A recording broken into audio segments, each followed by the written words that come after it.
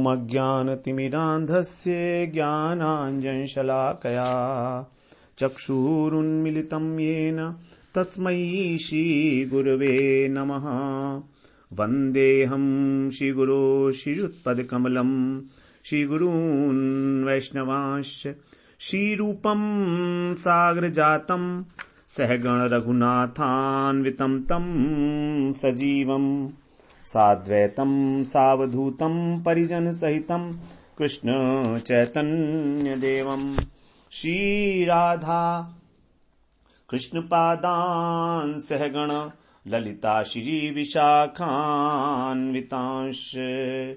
यत् पाद पद्म नख चंद्र मणिच्छटाया विस्फूर्जितं किमपि गोपवधूष्वदर्शी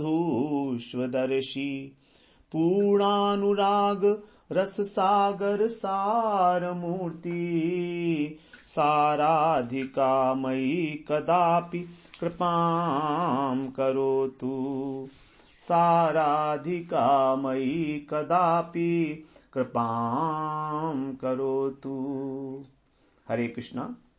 सर्वप्रथम मैं अपने गुरुपाद पद्म ओम विष्णुपाद अष्टोत्तर शत श्री श्रीमद् भक्तिवेदांत माधव गोस्वामी महाराज के चरण कमलों में अनंत कोटि दंडवत प्रणाम ज्ञापन करता हूं।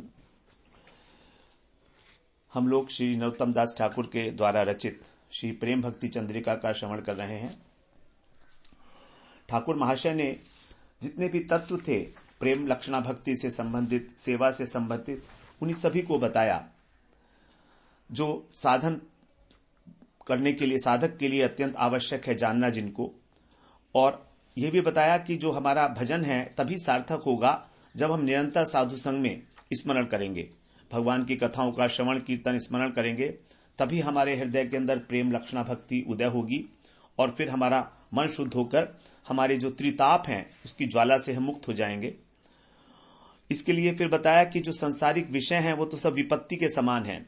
हमारा जो ये नर तनु, जो मनुष्य देह मिला है हमको, केवल इसी के अंदर हम लोग भजन कर सकते हैं और बाकी जो पशु योनि है, देवता योनि है, वो तो भोग भोनिया है, भोग योनिया है, उनमें भजन नहीं किया जा सकता। इस प्रकार अत्यंत अनुराग से संपन्न होकर और हमको बड़े प्रेम के साथ भगवान की कथाओं का श्रवण इत्यादि करना चाहिए। इसी से हमारे हृदय का जो है काम वासना भी दूर होगी और दूसरी जितनी इसके अतिरिक्त जितनी भी बातें हैं वो तो सब एक तरह से व्यथा ही है, हृदय की व्यथा, हृदय का शूल है। तो इस प्रकार से हम लोग 106वीं त्रिपदी तक श्रवण कराए थे। अब ये जो आगे हम लोग 107, 108 और 109 तीन त्रिपदियां श्रवण करने वाले हैं, इसमें ठाकुर महाशय ने राधा रानी के भजन के विषय में बताया है, उनका किस प्रकार से जो गौड़ीय वैष्णव हैं वो उनका जो मंजरी भाव है वो राधा जी की दासी के रूप में है। तो राधे जी की महिमा को ही हमें श्रवण करना चाहिए और समझना चाहिए उसको कि हमारा किस प्रकार से राधा रानी के प्रति एकांतिक भाव होना चाहिए। तो अब 107वीं त्रिपदी में कह रहे हैं, राधिका चरण रेणु भूषण करिया तनु अनायासे पावे गिरिधारी। राधिका चरणाशय जे करे से महाशय तारे मुई जाई बलिहारी, तारे मुई जाई बलिहारी। ठाकुर महाशय कह रहे हैं राधिका चरण रेणु अर्थात राधा जी का जो चरण है उसकी जो रेणु है, मन को समझाते हुए कह रहे हैं भाई मन तू सुन अच्छी प्रकार से, उनके चरण रेणु को तू अपने शरीर का आभूषण बना ले। जैसे हम आभूषण पहनते हैं उसी प्रकार से तो राधा जी की जो चरण रज है उसमें अपने को सिक्त कर ले, पूरा उसमें स्नान कर ले, इस प्रकार से उसको भूषण बना ले। तब क्या होगा, अनायास से पावे गिरधारी, तो बिना किसी श्रम के तुम्हें श्री कृष्ण मिल जाएंगे, बिना किसी प्रयास के, बिना किसी भजन के तुमको कृष्ण मिल जाएंगे। और राधिका चरण आश्रय, जो इस प्रकार से राधा रानी के चरणों का आश्रय ग्रहण करता है, से करे से महाशय, वही वास्तव में महत पुरुष है। महत पुरुष है मतलब महाजन, जिसने महान आशय को समझ लिया है, महाशय, जिसका आशय महान है, तारे मुई जाऊं बलिहारी, मैं उस पर बलिहारी जाता हूं।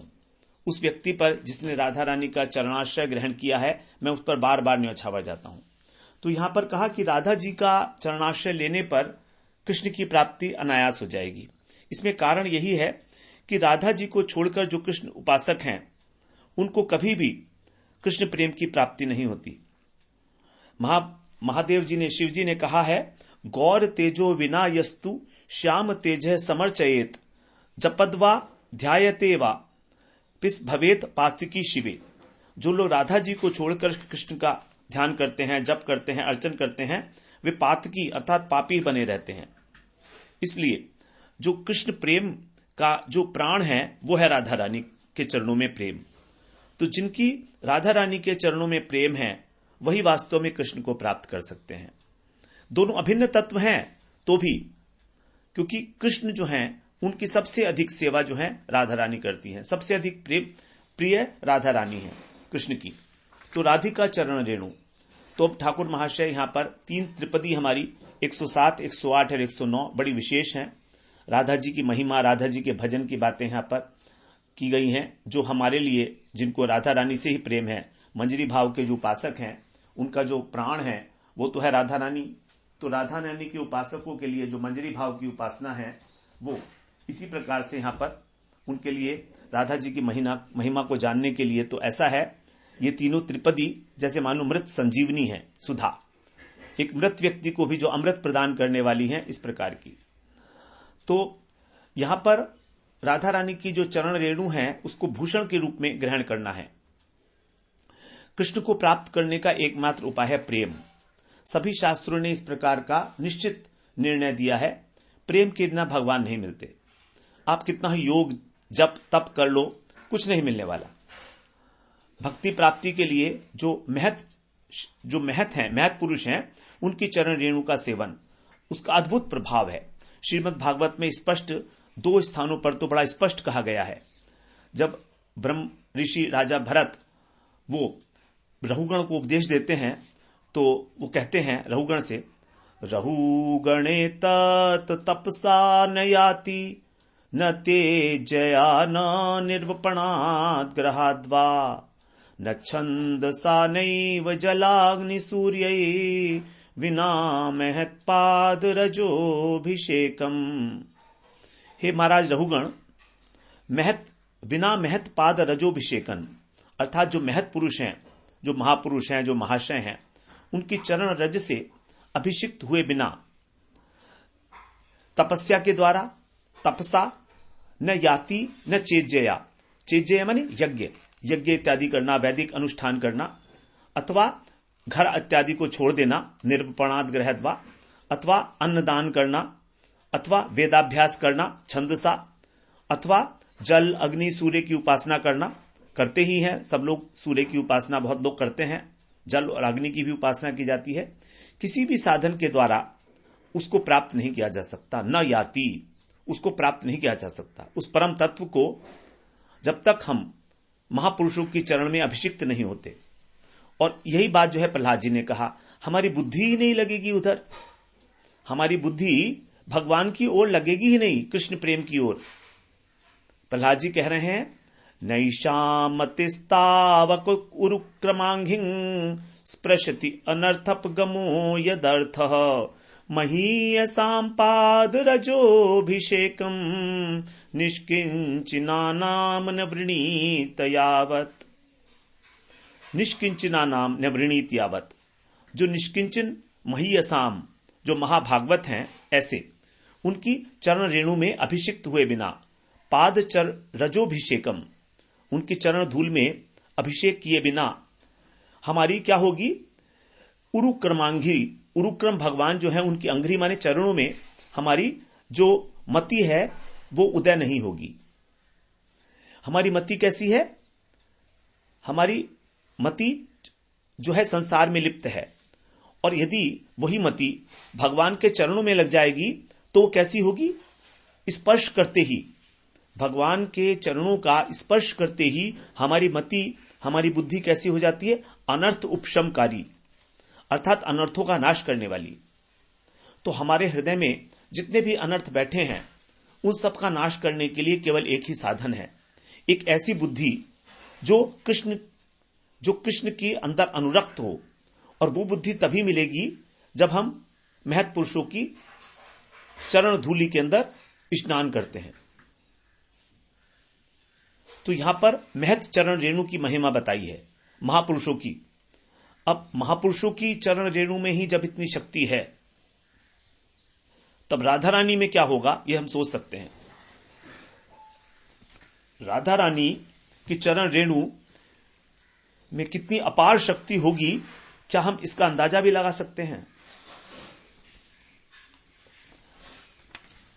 प्रेम के तारतम्य से ही इस बात को समझा जाएगा। जिसका जितना बड़ा प्रेम होगा वो उतना ही बड़ा महापुरुष है, उतनी ही बड़ी वो महत्व है। और प्रेम तारतम्य नैव भक्त महत् तारतम्यम मुख्यम। तो जितना बड़ा प्रेम उतना ही बड़ा वो महत् पुरुष, और उतना ही बड़ा उसका प्रभाव, उतना ही अधिक उसका प्रभाव होगा। तो यद्यपि प्रेम को हम जो है कभी भी नाप नहीं सकते, ना ही उसका हम कैटेगराइजेशन कर सकते हैं, लेकिन फिर भी अनेक प्रकार का प्रेम होने पर भी उसको 4 भागों में विभक्त किया गया है। जरा इसको हम अच्छी प्रकार से सुन लेंगे। प्रेम सबसे पहला 4 भाग है। अणु, उसके बाद आपेक्षिक, न्यूनाधिकमय, उसके बाद तीसरा है महान, और चौथा है परम महान। तो जो साधक भक्त हैं वो उनका प्रेम अणु परिमाण में है, कृष्ण के प्रति उनका प्रेम अणु है। इसलिए उनके द्वारा जो कृष्ण की वशीभूतता है वो भी अत्यंत अणु है।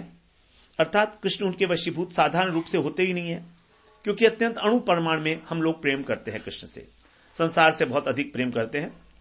इसके ऊपर जो नारद इत्यादि भक्त हैं उनका प्रेम आपेक्षिक रूप से अधिक है, तो इसलिए कृष्ण भी उनके वश में उसी प्रकार से हैं। तीसरे हैं ब्रजवासी। ये ब्रजवासी हैं, इनका जो प्रेम है वो महान है। तो इस प्रकार कृष्ण की जो वशीभूतता है ब्रजवासियों के प्रति संपूर्ण है। लेकिन एकमात्र जो वृषभानु नंदिनी है उनका जो प्रेम है वो परम महान है। इसलिए श्री कृष्ण उनके वशीभूत संपूर्णतम रूप से हैं। तो राधा रानी का जो प्रेम परम महान होने के कारण उनकी जो चरण रेणु है उसके अंदर भी एक अमोघ शक्ति है कृष्ण को वशीकरण करने की। इसी वशीकरण शक्ति के लिए जो है प्रबोधानंद सरस्वती पाद ने बताया है कि कैसी शक्ति है वो कृष्ण को भी जो वशीभूत करती है। यो ब्रह्म रुद्र शुक्ना रद भीष्म मुख्यै रालक्षितो न सहसा पुरुषस्य तस्य सद्यो वशीकरण चूर्णमनंत शक्तिम तम राधिका चरण रेणुमनुये स्मरामि। अर्थात ब्रह्मा, शिव, सुखदेव, नारद और भीष्म इत्यादि जो प्रमुख महाभागवत हैं, 12 महाभागवत बताए गए हैं भागवत के अंदर यमराज जी ने, तो उसके अंदर से ब्रह्मा, शिव, नारद इत्यादि ये सब हैं। ये भी जिनका साक्षात्कार करने में सहसा समर्थ नहीं होते। आलक्षितो मतलब देखने में जिन पुरुष को देखने में समर्थ नहीं होते, वो जो परम पुरुष हैं श्री कृष्ण, उनको सद्य माने तुरंत, वशीकरण माने वशीकरण करने के लिए जो एक वशीकरण चूर्ण की भांति है, अनंत शक्ति संपन्न, चूर्णम अनंत शक्तिम, तो एक अनंत शक्ति संपूर्ण चूर्ण है कृष्ण को वशीकरण करने के लिए। वो जो सिद्ध वशीकरण चूर्ण है वही है श्री राधे जी का चरण रेणु। तम राधिका चरण रेणुम अनुस्मरामि, उसी पद रेणु का मैं निरंतर चिंतन करता हूं।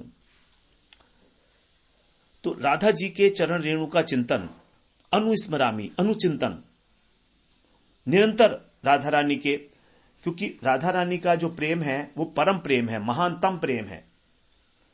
प्रेम पहले बढ़ता है स्नेह, उसके बाद प्रणय, फिर राग, अनुराग, भाव, महाभाव, महाभाव के बाद फिर महाभाव स्वरूपा से ही राधा ठकुरानी। हमारी राधा रानी कैसी है? महाभाव स्वरूपा च कृष्ण प्रिया वरीयसी प्रेम भक्ति प्रदे देवी राधिके त्वाम नमामि हम। तो राधा रानी जो है महाभाव स्वरूपणा होने के कारण उनके जो चरण कमल है उनसे महाभाव रूपी जो मकरंद रस है उसकी अजस धार प्रवाहित होती रहती है। तो इस प्रकार स्वयं जब राधा रानी महाभाव से भावित हैं तो उनकी चरण रेणु भी उसी प्रकार से महाभाव से भावित होने के कारण कृष्ण को वशीकरण करने का एक अमोघ चूर्ण है, वशीकरण चूर्ण। जैसे वशीकरण चूर्ण होता है, अगर किसी को वो खिला दिया जाए या उसके ऊपर थोड़ा सा छिड़क दिया जाए तो वशीभूत हो जाता है, उसी प्रकार से राधा रानी की चरण रज से कृष्ण जो है वशीभूत हो जाते हैं। इतना उसके अंदर प्रभाव है, उसका अमोघ प्रभाव है। तो इस प्रकार से हमें जो पद रज का सेवन, क्योंकि पद रज के सेवन के बिना तो साधारण रूप से भी भक्ति का उदय नहीं होता है। जो वैष्णव हैं, जो महाजन हैं, उनकी चरण रज के बिना तो हमें कभी भक्ति में कभी रुचि ही नहीं आएगी, कभी मन ही नहीं होगा, मत ही नहीं जाएगी हमारी। अन्य सारी उपासनाएं भक्ति के लिए व्यर्थ हैं। तो इस प्रकार से राधा रानी के चरण का बताया गया निरंतर स्मरण। निरंतर स्मरण का मतलब क्या? चरण रेणु का, कि जो राधा रानी, ये उपलक्षण है, राधा रानी का चरण रेणु एक उपलक्षण है। उस उपलक्षण के द्वारा यह बताया गया कि जो उनकी अष्टकालीन लीलाएं हैं उनका स्मरण, क्योंकि स्मरण क्या है? वही रागानुगा भक्ति का मुख्य अंग है। पहले बताए हैं मनेर स्मरण प्राण मधुर मधुर धाम युग विलास स्मृति सार। ठाकुर महाशय ने पहले अपनी त्रिपदी में बताया है कि मनेर स्मरण प्राण, अर्थात भगवत स्मरण के बिना जो मन है वो निष्प्राण है। मन का जो प्राण है वो है स्मरण। और मधुर मधुर धाम, अत्यंत मधुर धाम है, मधुराति मधुर स्मरण में भी। तो इस स्मरण में भी जो मधुराति मधुर धाम है, अर्थात माधुर्य समन्वित जो कृष्ण लीला, राधा कृष्ण लीला है, इसका जो स्मरण है वही है स्मृति का सार। तो मधुर मधुर धाम कहने का तात्पर्य यहां पर यह है कि हमारा जो स्मरण है केवल एक निर्वाह करने के लिए ना हो, यांत्रिक ना हो। हम लोग स्मरण करते हैं एक नियमबद्ध तरीके से, नियम मानकर उसको यांत्रिक रूप से, कि भाई इतने बजे से इतने बजे तक हम स्मरण करेंगे, इतने बजे से इतने बजे तक ये करेंगे। ये एक यांत्रिक स्मरण है, सहज नियम का निर्वाह करने के लिए जो यंत्र की भांति किया जाता है। उसके अंदर माधुर्य का आस्वादन नहीं है। स्मरण के समय में हमारे मन में युगल माधुर्य का आस्वादन होना चाहिए, यही एक सौभाग्य होगा। तो हमारी आत्मा को उस माधुर्य का आस्वादन कराना ही इस चिंतन का उद्देश्य है। ये कोई शुष्क चिंतन नहीं है। तो इस प्रकार जो लुब्ध साधक हैं उस माधुर्य आस्वादन के प्रति, उन्हीं को कहेंगे हम रागानुगा। एक कथा आती है इस समय कि जो एक बाबा थे गोवर्धन पर, तो वहां पर उनके पास कुछ वैष्णव महात्मा आए और कुछ बोले नहीं, अपने भजन की बात बताने के लिए उनसे आए थे। तो उनमें से एक महात्मा जो है कुछ बोले नहीं और रोने लगे उनके सामने। बाबा जी ने पूछा कि आज क्या हो गया, आपको रो क्यों रहे हो? तो बोले आज मैं भजन नहीं कर पाया, क्योंकि प्रातःकाल जब मैं राधा रानी के दाएं हाथ में अलंकार पहना रहा था, उस समय उनके हाथ का हस्त माधुर्य इतना अधिक था कि मेरा मन उसमें डूब गया, और इस प्रकार मैं अपने दिन भर अपने मन को कहीं और जो है नियुक्त नहीं कर पाया। इस प्रकार मेरा जो चिंतन का नियम था वो छूट गया। तो सिद्ध बाबा बोलते हैं कि तुम्हारा असली भजन तो आज ही हुआ है। अर्थात जो रागानुगा साधक हैं उनको लीला स्मृति के साथ साथ उनका चित्त युगल के माधुर्य में इतनी प्रगाढ़ रूप से निमग्न हो जाए कि कहीं मन उनका जा ही ना स्मरण को छोड़कर। इसी को कह रहे अनुस्मरण, अनुस्मरण निरंतरता। तो जब हम धीरे धीरे बुद्धिपूर्वक स्मरण करते हैं, चेष्टा करते हैं, तो क्रमशः ये अवस्था जो है आ जाती है। इसीलिए कह रहे हैं कि साधन स्मरण लीला जो भी है वो कोई हेला नहीं है, वो कोई यांत्रिक प्रक्रिया नहीं है। अत्यंत अत्यंत आग्रह के साथ, प्रेम के साथ, अनुराग के साथ हमको स्मरण करना है।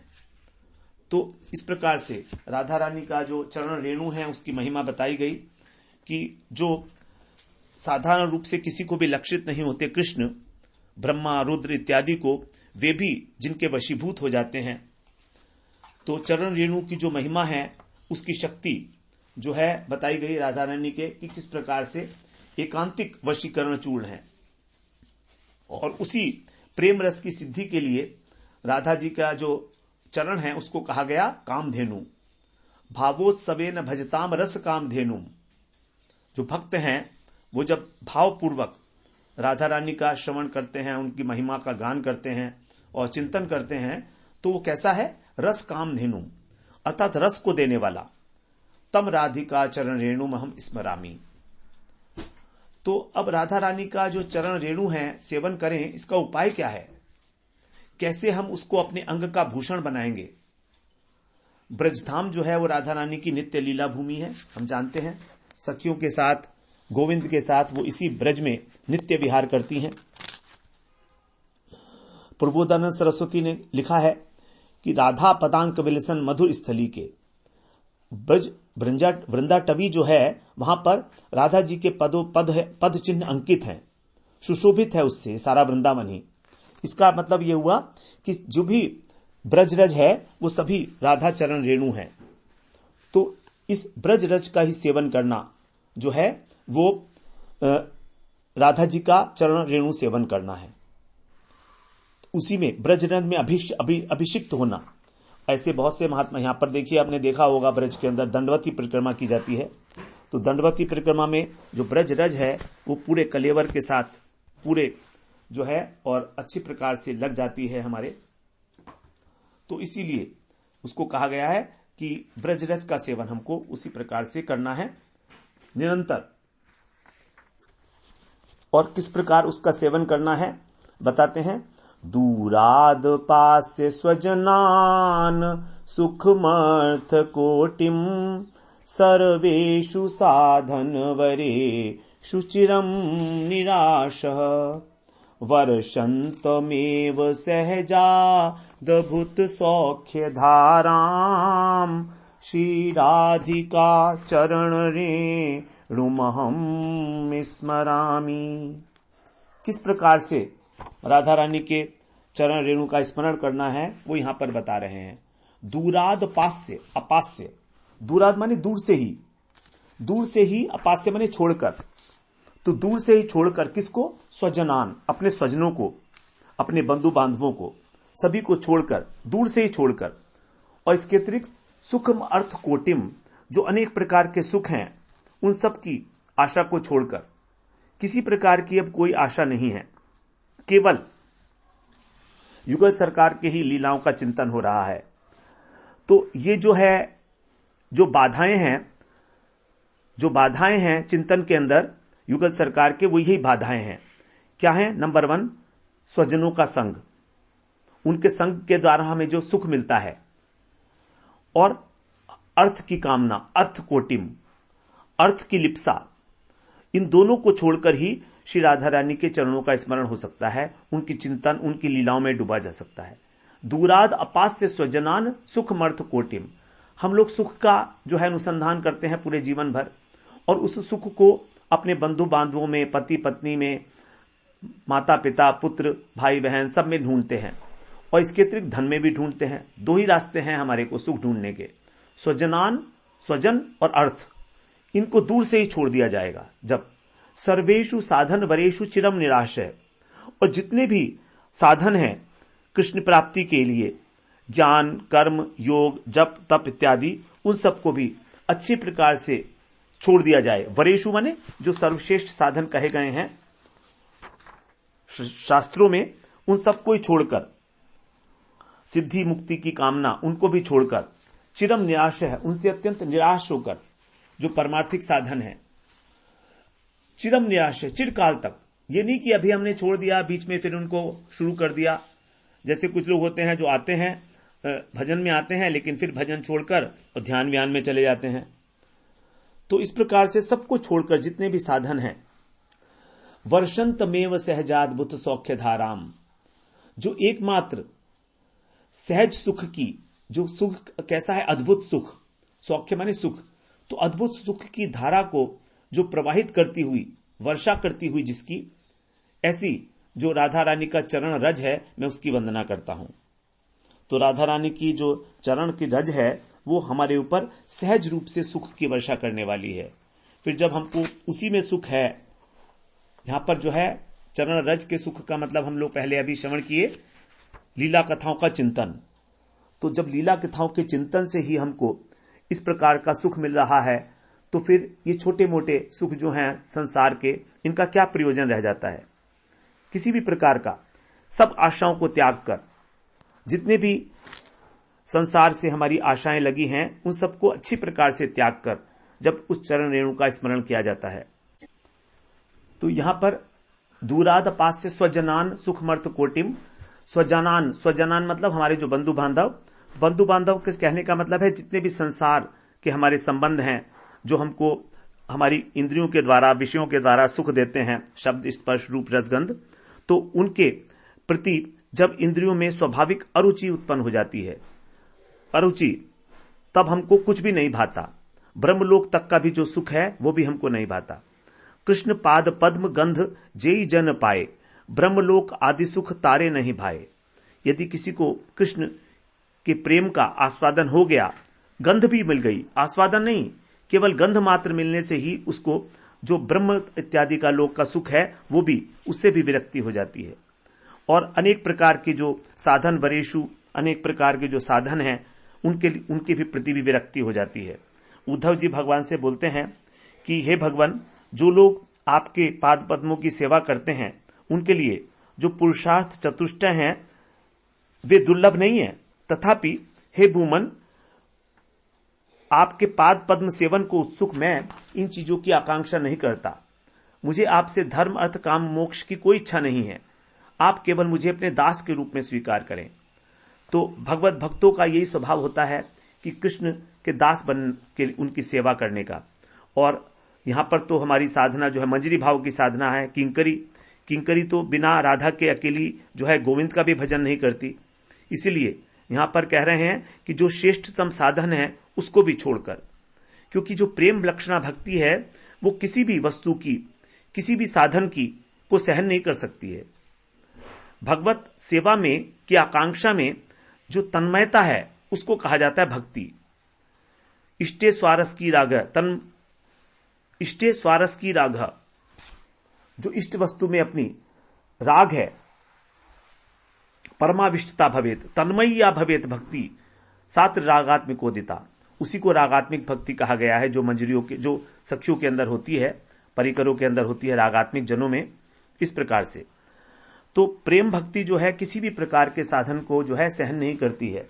इसलिए कह रहे हैं कि केवल जो चरण रज है उससे जो सुख की धारा अजरस रूप से निरंतर स्रवित हो रही है, मैं उसी के अंदर स्नान करूंगा, उसी का स्मरण करूंगा। अर्थात कृष्ण की लीला चिंतन के अतिरिक्त और किसी भी साधन का आश्रय न लेकर केवल युगल सरकार की सेवा के लिए उत्सुक है किंकरी, इस भाव से यहां पर कह रहे हैं। तो यहां पर जो है सारा का सारा जो ब्रज मंडल है वो राधा रानी के चरण रेणु से सिक्त है सब जगह पर, इसलिए ब्रज रज का ही हमको आश्रय लेना है। उद्धव जी भी यहां पर ब्रज में तृण और गुल्म मनकर जन्म ग्रहण करने के लिए प्रार्थना कर रहे हैं। आसामहो चरण रेणु जुषाम हम श्याम, वृंदावने किमपि गुल्मलतौषधीनाम, या दुस्त्यज स्वजनमार्य पतंच हित्वा, भेजुर्मुकुंद पदवीं श्रुतिभिर्विमृग्याम। 10वें स्कंद में 47वें अध्याय का 54वां श्लोक है। उद्धव जी कामना कर रहे हैं, कह रहे हैं अहो, मैं कितनी दुर्लभ वस्तु की कामना कर रहा हूं। मुझे मालूम है कि मेरे लिए बहुत दुर्लभ है, तो भी क्योंकि इस वृंदावन के अंदर जो गुल्म लताएं हैं, औषधियां हैं, ये परम सौभाग्यशालिनी हैं। इन सबने उन ब्रजांगनाओं की रेणु को, रज को चरण रज को अपने मस्तक पर धारण किया है और इसलिए अत्यंत सौभाग्यवती हैं, क्योंकि उन ब्रजांगनाओं ने जो उनके अपने थे स्वजन और जो आर्य पथ है और जो पातिव्रत धर्म है, इन सब को छोड़कर, जिसको छोड़ना अत्यंत दुष्कर है, कृष्ण को प्राप्त किया है। और कौन से हैं वो कृष्ण? जिनको अभी तक जो श्रुतिभिर्विज्ञाम, जो श्रुतियां हैं, वेदों की जो ऋचाएं हैं, वो भी आज तक उनका अन्वेषण कर रही हैं, उनका भजन कर रही हैं। तो क्या कभी ऐसा मेरा सौभाग्य होगा कि इस वृंदावन में इसी तरह मैं एक तृण, एक गुल्म के रूप में जन्म लूं, स्वयं को धन्य कर सकूं? तो यहां पर उद्धव जी वृक्ष बनने के लिए इच्छा नहीं कर रहे हैं, क्योंकि वृक्ष ऊंचे होते हैं। तो वृक्ष के ऊपर जो पत्ते होते हैं, वहां पर जो है चरण रेणु नहीं जा सकती, लेकिन जो गुल्म औषधि हैं वो बिल्कुल धरती के पास होती हैं। तो वहां पर जब गोपियां चलती हैं तो उनकी जो है चरण रेणु आसानी से उनको प्राप्त होगी। तो इस प्रकार से इस परम भक्ति के साथ ही हमको ब्रज में वास करके और ब्रजरज का सेवन करना, इसी को राधा जी का चरण रेणु यही है, और इसी को अपने अंग का भूषण बनाना है। तो इस प्रकार से अनायास ही गिरधारी प्राप्त हो जाते हैं, अनायास से पावे गिरधारी, क्योंकि वशीकरण चूर्ण है ना ये। अब जब वशीकरण चूर्ण है तो प्राप्त होगा ही होगा। कृष्ण को वशीकरण करने वाला चूर्ण है जो ब्रजरज है। इस प्रकार से अब राधा जी के चरण कमल से एक जो महाभाव मकरंद अजरस निकलता रहता है, जिसको हम लोगों ने पहले श्रवण किया, वही इस चरण रज के अंदर भी स्थापित हो जाता है। चरण कमलों से जो महाभाव निकलता है वही ब्रजरज में शामिल है, और इस प्रकार से जो ब्रजरज है वो भी महाभाव नामक जो प्रीति रस है उससे बिल्कुल सैचुरेटेड, भरी हुई है। इसीलिए जो इन रज का सेवन करता है वो कृष्ण को प्राप्त करने के लिए एक बहुत बड़ी साधना है। तो ब्रज रज का सेवन करना ही अपने आप में एक साधना है, स्वतंत्र रूप से एक साधना। ब्रजरज के अंदर लोट लगाना, ब्रजरज को अपने शरीर पर धारण करना, यह भी एक बहुत बड़ी साधना है। अब यहां पर कृष्ण को कहा गया गिरिधारी। बड़ा महत्वपूर्ण शब्द है गिरिधारी। गिरिधारी ही क्यों कहा गया? क्योंकि जब कृष्ण ने ब्रजवासियों को परामर्श दिया कि आप लोग इंद्र की पूजा करते हो बहुत समय से, और इंद्र ने तो कभी तुमको साक्षात दर्शन ही नहीं दिए हैं, तो इस बार तुम अब जो है गोवर्धन जी की पूजा करो। तो कृष्ण के कहने पर सभी ने गोवर्धन की पूजा की। अब जब गोवर्धन की पूजा की तो इंद्र का जो यज्ञ था वो खंडन हो गया उसका। तो इंद्र क्रोधित हो गया और उसने ब्रज का नाश करने के लिए संवर्तक मेघ को भेजा, जो प्रलयकालीन मेघ हैं, कि जाओ ब्रज को नष्ट कर दो। उन्होंने जो है बड़ी भयंकर मूसलाधार हाथी की सूंड के बराबर इतनी मोटी जल की धाराएं उन्होंने वर्षण की। और कृष्ण जो है चाहते तो किसी भी प्रकार से उसको रोक सकते थे, लेकिन उन्होंने क्या करना था? गिरिराज नंबर 1 गिरिराज जी की महिमा का प्रचार करना था। गिरिराज जी का जो भगवत स्वरूप है उसको वो दिखाना था। नंबर 2 जो जिनके दर्शन नहीं होते कृष्ण को, राधा रानी, तो इन राधा रानी जो इत्यादि गोपियां हैं, इन सबको बहुत लंबे समय तक एक साथ देखने की इच्छा, कृष्ण की इच्छा थी कि मैं मन भर के और राधा रानी के दर्शन करूं, उनके सौंदर्य का पान करूं।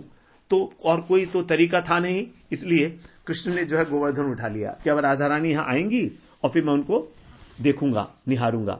इस प्रकार अहोरात्र, रात और दिन उन्होंने अपने बाएं हाथ पर गिरिराज गोवर्धन को धारण किया, और 7 दिन तक लगातार वो राधा रानी का दर्शन करके इतने आनंदित हुए कि जो इंद्र था वो महाअपराधी था, उसने बहुत बड़ा अपराध किया था ब्रजवासियों के चरणों में, लेकिन तो भी इंद्र ने सामान्य से उनकी प्रार्थना की, स्तुति की, और कृष्ण है उससे संतुष्ट हो गए, और उससे कृष्ण ने बात भी की इंद्र से। जबकि वहीं पर ही जो ब्रह्मा जी हैं वो इंद्र की अपेक्षा बहुत श्रेष्ठ हैं। ब्रह्मा जी के आगे इंद्र कुछ भी नहीं है, लेकिन फिर भी, और कृष्ण के जो पुत्र भी हैं ब्रह्मा जी स्वयंभू, उनके नाभि कमल से उत्पन्न हुए हैं, और साथ ही साथ इस ब्रह्मांड की सृष्टि करता है, उन्होंने सृष्टि बनाई है। तो भी जब उन्होंने कृष्ण के प्रिय सखाओं को और बछड़ों को भगवान से दूर किया, तो उस अपराध के कारण उन्होंने बड़ी लंबी स्तुति की है 14वें अध्याय में 10वें स्कंद के हम लोग श्रवण किए हैं, वहां बड़ी लंबी स्तुति है उनकी। तो वहां पर कृष्ण ने उनसे बिल्कुल बात नहीं की। ब्रह्मा जी जो हैं वो सोचते रहे कि कृष्ण मुझे कुछ आज्ञा देंगे, यदि मुझसे रुष्ट हैं तो मुझे दंड देंगे, लेकिन कुछ नहीं बोले कृष्ण, देखा भी नहीं उनकी ओर, यहां तक कि एक बार देखा भी नहीं। तब ब्रह्मा जी जो है उनकी मूक स्वीकृति समझकर, क्योंकि कृष्ण कुछ नहीं बोले, तो जब उन्होंने जाने की आज्ञा मांगी तो उन्होंने उसको स्वीकार मूक रहकर जो है अपनी स्वीकृति दी कृष्ण ने। और ब्रह्मा जी जो है उनको ऐसा लगा कि मैंने जो है बहुत बड़ा भक्त अपराध किया है, क्योंकि कृष्ण को कृष्ण के सखाओं से दूर कर दिया, तो सखाओं को भी कितना कष्ट हुआ। तो इस प्रकार उन्होंने ब्रज की 3 बार परिक्रमा की, कृष्ण की 3 बार परिक्रमा की वहां पर, और तब वो अपने स्थान को लौटे हैं, क्योंकि उनके अंदर अपराध बोध था। अब यहां पर देखिए इंद्र ने तो कितना बड़ा अपराध किया था, 7 दिन तक मूसलाधार बारिश करना, सब लोगों को कितना कष्ट देना, लेकिन तो भी कृष्ण उससे नाराज नहीं हुए, बल्कि उससे बात भी की, और उसने जो उनका अभिषेक किया तो उनको गोविंद नाम भी दिया। कारण यही था कि इन 7 दिनों में कृष्ण को राधा रानी के दर्शन प्राप्त हुए। तो ऐसी राधा रानी जिनको देखने के लिए कृष्ण भी हमेशा लालायित रहते हैं, उनका एक दृष्टि पाने के लिए जो मंजरियां हैं, जो सखियां हैं, उनके निहोरे करते रहते हैं, उनकी चाटुकारिता करते हैं कुंज के बाहर खड़े हुए कि मुझको अंदर जाने दो, स्वामिनी से मिलने दो, दर्शन करने दो। ऐसी राधा रानी, तो ऐसा राधा रानी का जो चरण रेणु स्मरण करेगा उसको अपने अंगों का भूषण बनाएगा, उसको गिरधारी अकस्मात मिलेंगे, इसमें तो कोई संदेह ही नहीं है। अनायास से पावे गिरधारी, तो यहां पर पावे का मतलब यह है कि अब राधा कृष्ण युगल सरकार के माधुर्य का आस्वादन हो रहा है, और आस्वादन के साथ साथ सेवा का सौभाग्य भी मिला है। 2 चीजें हैं, एक तो युगल सरकार के सौंदर्य का आस्वादन, और दूसरा है उनकी सेवा, साक्षात सेवा। तो मंजरी का जो प्रयोजन है वो है सेवा भाव, क्योंकि वो तो सेवा रस से बनी हुई है, सेवा के लिए अत्यंत लालायित है, इसीलिए उसको कहा जाता है किम करोमी, किंकरी नाम पड़ गया उसका, तो राधा किंकरी। तो उसको विशेष रूप से यहां पर कहा पावे का मतलब है केवल आस्वादन नहीं, केवल प्राप्ति नहीं, बल्कि उनकी सेवा, यही वास्तव में पूरा पाना होगा। और कोई उपाय है नहीं, राधा रानी की चरण रज की आराधना को छोड़कर हमें और कोई उपाय नहीं है, और कोई कृपा हमको कभी नहीं मिल सकती किसी प्रकार इस भजन में उतरने के लिए, अथवा यूं कहें कि कृष्ण के जो माधुर्य सागर है उसका आस्वादन करने के लिए भी और कोई उपाय नहीं है। रघुनाथ दास गोस्वामी ने लिखा है, अनाराध्य राधा पदाम्बोज रेणु मनाश्रित्य वृंदा टविम तत्पदांकाम असंभाष्य तद्भाव गंभीर चित्तान कुतः श्याम सिंधु रसस्यावगाह। कह रहे, अरे मन,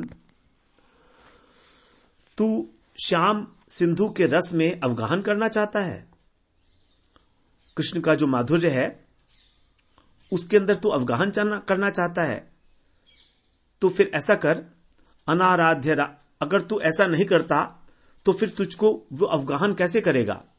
कुतः माने किस प्रकार से तू उस श्याम सिंधु में अवगाहन कर सकता है अगर तू अनाराध्य राधा पदाम बोझ रेणु, राधा रानी के जो चरण कमल हैं उनकी आराधना के बिना, अर्थात युगल सरकार के चिंतन किए बिना, लीला का चिंतन किए बिना। यहां पर चरण रेणु का सेवन करने का मतलब समझिए चिंतन, युगल सरकार की लीला चिंतन।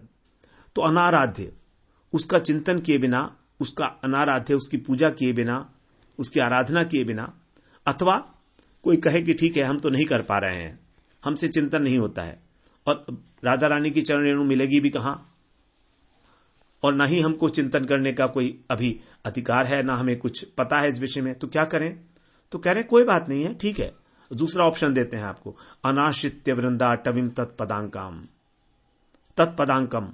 जो राधा रानी के चरण चिन्ह हैं उनसे जो अंकित है, ऐसी वृंदाटवी का तुम आश्रय ले लो, धाम की कृपा ले लो। वृंदावन धाम चिन्मय धाम है, धाम अपने आप में स्वतंत्र है कृष्ण प्रेम प्रदान करने के लिए। तो तुम इस प्रकार से धाम का आश्रय ले लो, अखंड वृंदावन वास का व्रत ले लो कि वृंदावन छोड़ के कहीं एक पल भी कहीं ना जाओ। कृष्ण भी तो कभी नहीं गए बाहर वृंदावन छोड़कर। पादमेकम निगच्छति वृंदावनम परित्यज्य पादमेकम निगच्छति। तो तुम भी इस प्रकार प्रण कर लो, व्रत ले लो कि आश्रय चाहे कुछ भी हो जाए, मैं वृंदावन धाम का आश्रय नहीं छोड़ूंगा। अगर ऐसा नहीं होता है तो कम से कम मन से तो आश्रय लो।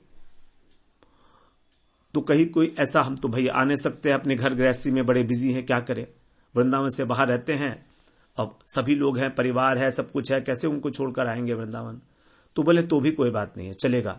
तीसरा और बड़ा स्ट्रॉन्ग साधन बता देते हैं आपको, असंभाष्य तदभाव गंभीर चित्तान। अर्थात जब तक तुम जो गंभीर चित्त वाले भक्त हैं राधा रानी के, जो राधा भाव में डूबे हैं, तदभाव मतलब राधा रानी का भाव अर्थात लीला चिंतन। तो कृष्ण, राधा कृष्ण की जो लीलाओं में डूबे हुए गंभीर भाव वाले भक्त हैं, उनसे संभाषण किए बिना, अर्थात उनके मुख से उस हरि कथा का श्रवण किए बिना, कम से कम तुम श्रवण तो करो, उनका संग तो करो, उनकी सेवा तो करो। जो ऐसे साधु हैं, जो ऐसे महापुरुष हैं, सबसे बड़ा प्रभाव बता रहे हैं, सबसे बड़ा इंपॉर्टेंट ऑप्शन है ये। तो तुम ठीक है, तुम लीला चिंतन नहीं होता है, हृदय में अशुद्धि है, कोई बात नहीं है, वृंदावन का धाम का आश्रय नहीं ले पा रहे हैं, कोई बात नहीं है, लेकिन कम से कम तुम उनकी सेवा तो करो। असंभाष्य, उनसे अच्छी प्रकार भाषण करो। भाषण करने का मतलब जो उनके भाव हैं उसको अपने हृदय में स्थिर करो, उनको अपने हृदय में स्थिर करके उनमें जियो। ऐसे गंभीर भावों को अपने हृदय में जगह बनाओ, उनको गंभीरता को संजोने के लिए।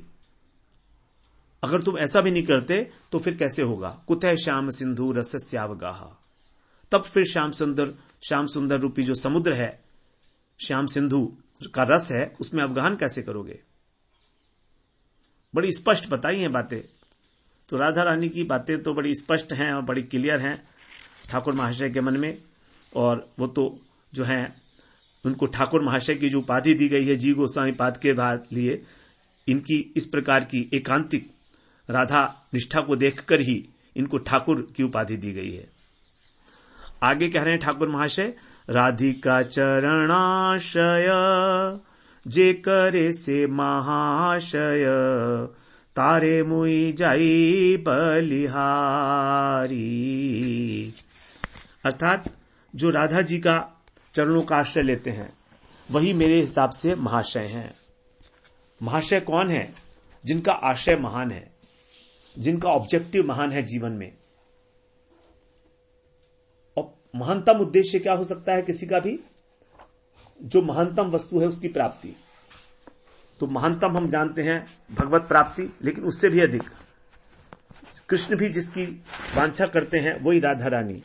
तो राधा रानी के चरणों की प्राप्ति करना यह महानतम है। महामना, महात्मा, जिनकी अत्यंत सूक्ष्म बुद्धि है, जिनके मन कृष्ण को अर्पित हैं, जिनका चित्त कृष्ण को अर्पित है, मदगत प्राणा बोधयन्ते परस्परम, वही है महान, महामना।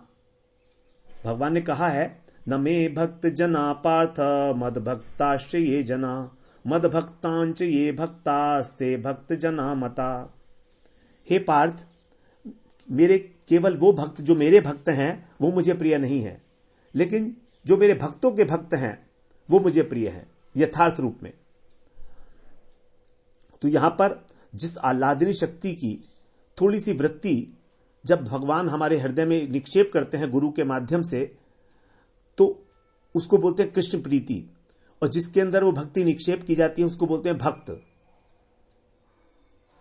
तो वो भक्त के हृदय में क्या भेजा जाता है? आह्लादनी शक्ति की वृत्ति, यत् किंचित, पूरी नहीं, उसी आह्लादनी वृत्ति की जो मूर्तिमान अधिष्ठेत्री देवी हैं श्री राधा रानी, उनके प्रति, उनके चरणों के प्रति कृष्ण की वशीभूतता तो होगी ही होगी, अपने पराकाष्ठा रूप में होगी। तो इस प्रकार से जो राधा रानी के चरणाश्रयी भक्त हैं वही यथार्थ में महाशय हैं। महाशय शब्द का अर्थ जो है, व्रत भागवतामृतम में सनातन गोस्वामी पाद बता रहे हैं, तेषाम परमहंसा ये मुक्ता स्यु केचिदेवते केचिन् महाशयास्तेषु भगवत भक्ति तत्परः। यहां कह रहे हैं तेषाम परमहंसा ये, जो मोक्षकामी हैं, जिनको मोक्ष की इच्छा है, उनके अंदर कोई कोई हंस होते हैं। हंस का मतलब होता है जो योगाभ्यास करते हैं, अनेक प्रकार के योग का आश्रय लेकर योगाभ्यासी। उन हंसों में कोई कोई एक परमहंस होता है, अर्थात जिसको आत्म तत्व का अनुभव हो गया है। उनमें भी, उन परमहंसों में भी कोई कोई एक मुक्त होता है। अब जो शरीर को छोड़ने के बाद वो मुक्ति प्राप्त करेगा। इन मुक्तों में भी कोई एक जीवन मुक्त होता है, अर्थात वर्तमान में रहते हुए ही वो जो है मुक्त हो जाता है। प्रारब्ध कर्म भोगते हुए दिख तो रहा है और साथ में ही उसको सिद्धि भी प्राप्त हो जाती है। इसको बोलते हैं जीवन मुक्त। तो ऐसे जीवन मुक्तों के अंदर भी कोई कोई एक भगवत भक्ति में अनुरक्त होता है। भगवत भक्ति तत्परा, कोई कोई एक। तो भक्ति के अलावा यह भक्त किसी की भी इच्छा नहीं करता। इसी कारण इसको कहते हैं महाशय, केचिन महाशयास्तु।